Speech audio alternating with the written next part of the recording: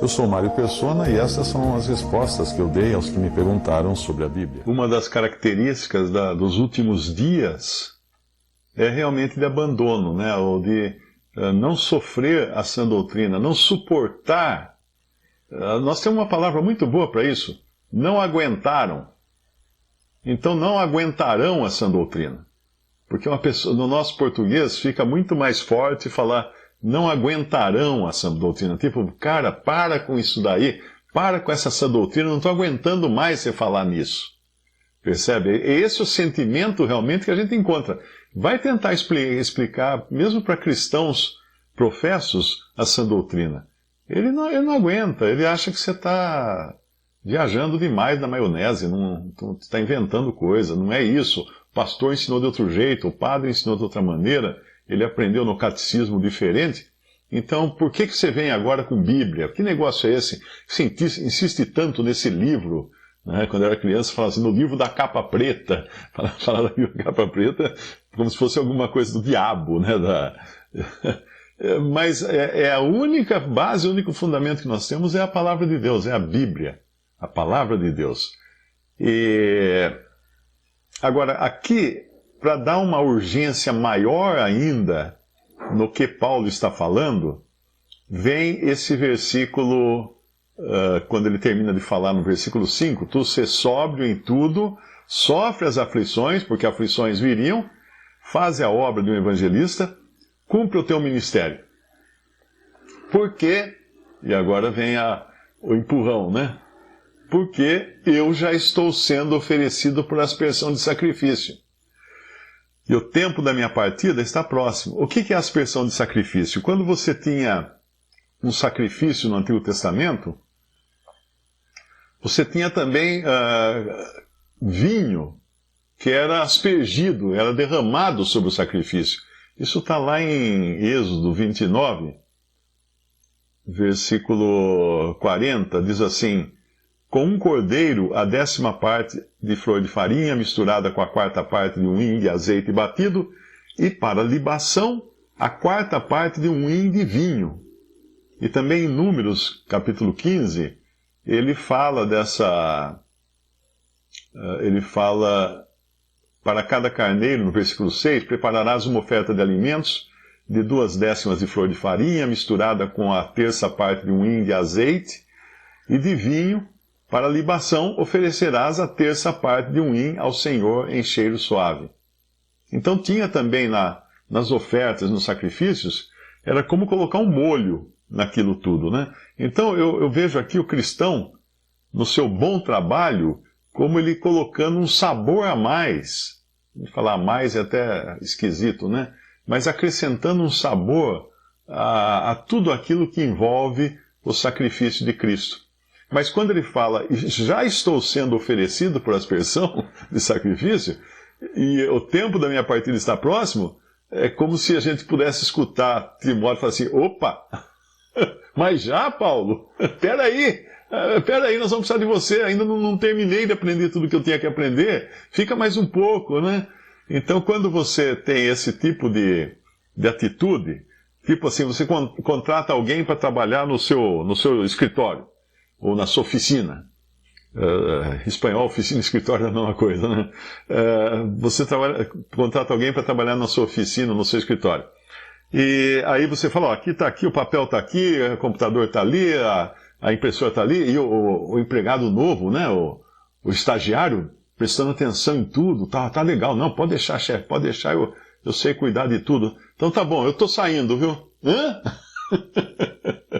Pronto, agora deu dor de barriga, né? Agora apavorou, porque é isso realmente o que acontece. É isso que aconteceu lá com os apóstolos, quando eles chegou uma hora e eles tiveram que partir. Paulo, lá em Atos 20, se despede dos anciãos de Éfeso, falando da sua partida. Agora eles tinham que assumir responsabilidades que até ali eles não tinham sentido o peso delas. E assim é com todo cristão. Nós sabemos que hoje tem muitos irmãos que já estão idosos, né, que já estão no bico do corvo, falando assim, se o senhor não voltar antes, né, que vão partir. Então alguém tem que pegar aquelas corridas, não tem corrida de bastão, né? Alguém tem que pegar o bastão. Na corrida, o cara vem correndo, na hora que está chegando, cansado, ele passa o bastão, o outro pega o bastão e sai disparado na frente, com energia, né? Ainda não, sem cansaço, tudo. Assim, os mais jovens, os mais novos, eles têm que já aprender a assumir responsabilidades. Isso aí, inclusive, é interessante, porque é o que fala, é uma interpretação, né, que é bastante consistente com aquilo que Paulo fala em 1 Coríntios 15, 29. 1 Coríntios 15, 29. De outra maneira, que farão os que se batizam pelos mortos, se absolutamente os mortos não ressuscitam? Porque se batizam eles, então, pelos mortos? Esse versículo sempre causou dúvidas, né, em muitas pessoas. Tem até uma religião aí, que ela é herética, uma religião que nega a divindade de Cristo, que eles batizam as pessoas que morreram. Batizam pessoas como se fossem representantes dos que morreram. Batizam por procuração. Tipo assim, eu tenho lá um tataravô, então vou lá, descubro lá na árvore genealógica, tá aqui, o meu tataravô. Eu tenho que ir lá nessa seita e falar assim, esse aqui é meu tataravô, ele viveu em 1800, 1700, não sei quando, eu quero ser batizado por ele para sei lá, dar um desconto nos pecados dele. Eu sei lá o que esses caras fazem para isso, né? Tem lenda, como fala o nosso capítulo aqui, tem fábulas para tudo. Então, certamente, inventaram uma fábula também para poder batizar pessoas que já morreram, por procuração de outros. E por isso que eles têm um dos maiores bancos de dados de genealogia do mundo. Você consegue pesquisar e saber quem foi o tataravô do tataravô do tataravô. Aí você descobre, você vai chegar até Adão, quase, se você seguir a sua árvore genealógica lá. Mas aqui, o que significaria então esse batizar pelos mortos, né, do versículo 29? Na realidade, o que ele está querendo dizer aqui é o seguinte: era um tempo de muitas mortes entre os irmãos, porque era um tempo de grande perseguição, muitas pessoas estavam sendo mortas, estavam sendo caçadas como animais, e engaioladas como animais, vendidas como animais. Eles vendiam as mulheres jovens para prostituição, para prostíbulos, as mulheres ainda produtivas, né, vendiam para servas, os homens para escravos, para remar aquelas galés romanas, né? Quem assistiu o filme Ben-Hur sabe muito bem como é que era a história. Tendo um bumbo lá e o pessoal, a galera remando lá. As galés romanas, né? A galera, eu acho que é a turma da galé. E daí, quando era velho, jogava para os leões, matavam, queimavam em estaca, fazia qualquer outra coisa horrível com eles. Então morriam muitos cristãos aqui. Muitos cristãos estavam morrendo. E quem ia substituí-los? Então, por isso que aqueles que se batizavam, fala assim, batizavam pelos mortos, na verdade eles estavam se batizando, eles estavam entrando na confissão cristã para substituir aqueles que tinham sido mortos.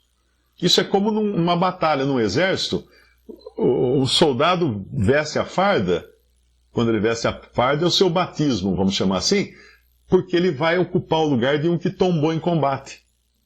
A cada um que morre em combate tem outro pronto para entrar no lugar dele. Então, quando nós vemos Paulo falar dessa maneira, ali em 2 Timóteo, capítulo 4, ele coloca uma urgência maior.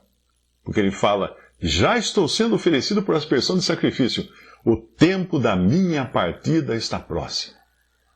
E aí que ele diz, da consciência dele com o Senhor, e do que ele tinha vivido até ali, combati o bom combate. E ele não está se gabando de ter combatido, mas ele está reconhecendo que ele esteve envolvido no bom combate, não no mau combate.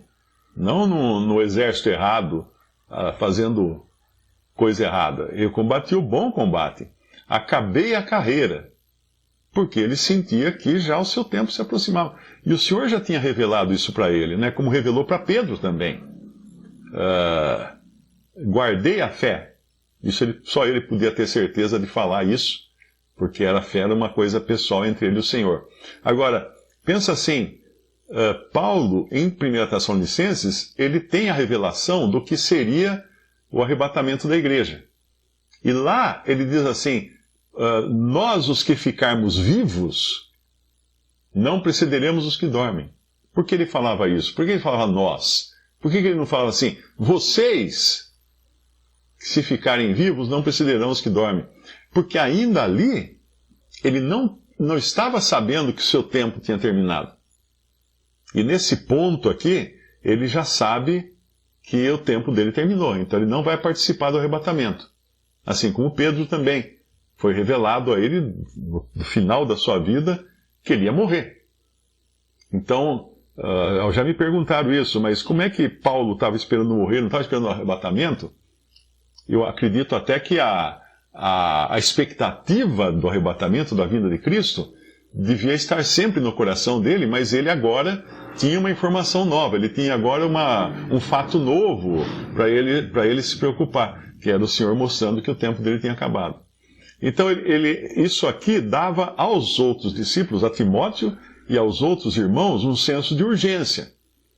E esse senso de urgência deve ter também todo cristão, quando ele percebe que os irmãos de quem ele recebeu a sã doutrina, recebeu o evangelho e a sã doutrina, já estão aí batendo pino, já estão chegando no fim da sua carreira aqui na Terra, já estão dando mostras de cansaço, né? Então eles têm que se preparar e assumir essa responsabilidade. Eu tenho visto com contentamento muitas dessas lives, né? Porque a gente tem o exercício na Assembleia, e conhece já os irmãos na Assembleia local, onde a gente congrega e vê, de vez em quando, um irmão novo começa a ministrar e tal, isso dá muita alegria. Mas como é um ambiente pequeno, a gente não vê muito disso, né? Agora, é bonito você enxergar nesse tempo de pandemia, de repente eu abro lá uma live, eu olho e falo, mas quem que é esse menino aí? E de repente ele está falando de Cristo, que é uma maravilha, né? Porque o Senhor está levantando esses. O Senhor está levantando. É um absurdo até, se um irmão mais velho ficar enciumado de ter irmãos jovens trazendo. Não, tem que estimular. Tem que estimular mesmo, porque isso é um privilégio muito grande. Quantos Timóteos nós gostaríamos que fossem assim, que saíssem ainda na sua juventude, no vigor da sua juventude, e pudessem então começar a pregar o evangelho, ministrar a palavra, ensinar as crianças. Quanto trabalho tem para fazer, quantas irmãs também que podem aconselhar as irmãs jovens, ajudar as irmãs mais jovens também. Uma vez uma irmã, numa cidade onde tem uma assembleia, ela falou assim, eu estou pensando em mudar para outra cidade. Ela e o marido aposentados já, né, já não tem muito que se preocupar onde morar ou que lugar ficar. Porque aqui eu vejo que é tudo jovem, a assembleia são todos jovens. E eu e meu marido, a gente já velhos aqui, nós nem participamos de pregação, de ministério, de nada, tal. Eu falei assim, você está enganada. Você está enganada. Um ancião e uma anciã numa assembleia tem um peso tremendo. Se a maioria é jovem, tem um peso tremendo. Não precisa nem abrir a boca. A sua presença, a sua postura, as suas atitudes, a sua maneira de ser, o seu aconselhamento nas coisas da vida. Às vezes uma irmã passando por uma dificuldade, vai lá, conversa com ela e tudo. Não precisa nem ministrar nas reuniões. Mas só existir essas pessoas, esses irmãos e irmãs mais idosos, é de um grande valor e de um grande privilégio na Assembleia onde existe isso. Porque nós sabemos que os jovens são sempre mais atirados, mais energéticos e tudo mais. Mas quanto mais energético e atirado você é, mais burrada você faz, né? Sempre tem aquela... abre as portas no pontapé e tudo mais. mas quando tem pessoas mais idosas, elas dão um equilíbrio na vida da Assembleia. Porque todos os membros do corpo são necessários. Nós não podemos pensar que, porque eu não ministro a palavra, então eu não sou do corpo. Não, de jeito nenhum, não é assim que funciona. Eu não prego o evangelho, então não sirvo para nada. Não, também não é assim. Embora também não seja do jeito que muitas pessoas vêm das denominações, das igrejas, com aquela ideia que botam na cabeça delas: se você não evangelizar, você vai para o inferno, você vai perder a salvação se não evangelizar. Recebo sempre e-mail assim: Mário, se eu não evangelizar, eu vou perder a salvação? Mário, eu sou gago, como é que eu vou evangelizar? Mário, eu sou tímido, o pastor falou que os tímidos vão para o inferno. Então você vê o que esse pessoal está sofrendo por aí, por falta de entendimento e por falta de uma doutrina ensinada corretamente e com base bíblica. Então aqui Paulo dá esse empurrão agora, tipo assim, fui, né? Ele tá, na linguagem de hoje, é como se ele estivesse falando para Timóteo assim: Timóteo, fui. Aí Timóteo, se vira aí, Timóteo, cuida da lojinha, né? Tipo a gente costuma brincar, cuida da lojinha, eu fui. E ali ele estava se despedindo mesmo, porque realmente ele tinha cumprido a sua carreira. Visite respondi.com.br. Adquira os livros ou baixe e-books. Visite 3minutos.net. Baixe o aplicativo.